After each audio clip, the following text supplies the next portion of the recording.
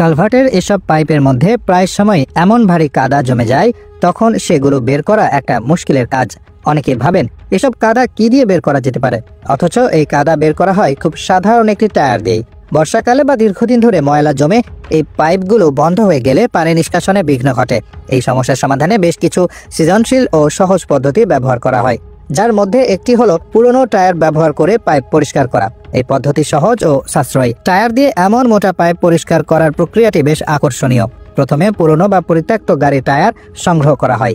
সাধারণত ট্রাক বা বাসের বড় টায়ারই এ কাজে ব্যবহৃত হয়, কারণ এগুলো পাইপের ভেতর গিয়ে কার্যকরভাবে পরিষ্কার করতে পারে। এরপর কোনো রড, লোহার শিকল বা শক্ত দড়িতে টায়ারটি বেঁধে নেওয়া হয়।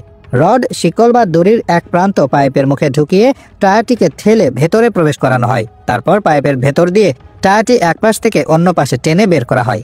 টায়ারের রুক্ষ পৃষ্ঠ পাইপের ভেতরে ময়লা, পাতা, পাথর, কাদা বা অন্যান্য আটকে থাকা বর্জ্য পরিষ্কারে সাহায্য করে। কখনো কখনো টায়ারকে বারবার টেনে আনা হয়, যাতে আটকে থাকা ময়লা পুরোপুরি বেরিয়ে আসে। টায়ার ব্যবহারের এই পদ্ধতিতে কিছু বাড়তি সুবিধাও রয়েছে। প্রথমত, এটি সহজলভ্য এবং স্থানীয় উপকরণ দিয়েই করা সম্ভব। দ্বিতীয়ত, এটি কার্যকরী এবং দ্রুততার সঙ্গে ময়লা পরিষ্কার করতে সক্ষম।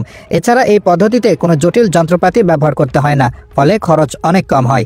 টায়ার, শিকল, রড বা দড়ি সহজে পাওয়া যায় এবং দামও বেশি নয়। এটি ব্যবহার করার জন্য কোনো বিশেষ দক্ষতারও প্রয়োজন হয় না। এই পদ্ধতিটি পরিবেশ বান্ধব, যেহেতু এতে কোনো রাসায়নিক পদার্থ ব্যবহার করা হয় না। তবে পাইপের দৈর্ঘ্য এবং ময়লার পরিমাণ অনুযায়ী এই কাজ কিছুটা পরিশ্রম সাধ্য হতে পারে। এছাড়া এই পদ্ধতিতে সতর্কতাও প্রয়োজন। দড়ি যদি যথেষ্ট মজবুত না হয় বা রড বা শিকল থেকে ছুটে গেলে টায়ারটি পাইপের ভেতরে আটকে যাওয়ার ঝুঁকি থাকে। অন্যদিকে এই পদ্ধতি বড় আকারের পাইপ পরিষ্কার করার জন্য খুবই উপযোগী, কিন্তু ছোট আকারের পাইপের জন্য উপযোগী নয়। অবশ্য ছোট পাইপের ক্ষেত্রে কখনো কখনো ছোট টায়ার পেলে তা ব্যবহার করা হয়। তবে টায়ার পদ্ধতি বাঁকানো পাইপের জন্য কার্যকরী নয়, কেননা এটি কেবল সোজা পাইপের ক্ষেত্রেই কাজে লাগে। আবার এই টায়ারের প্রক্রিয়া সব ধরনের ময়লা পরিষ্কার করতে পারে না।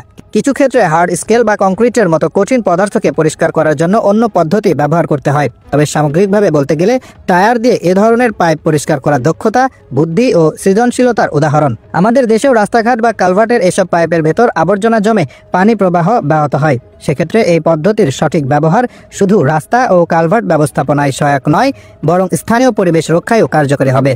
প্রিয় দর্শক, আজ এ পর্যন্তই। টায়ার দিয়ে পাইপ পরিষ্কারের এই পদ্ধতি সম্পর্কে আপনাদের কি মতামত তা জানিয়ে দিন আমাদের কমেন্ট সেকশনে। সবাই ভালো থাকবেন, ধন্যবাদ।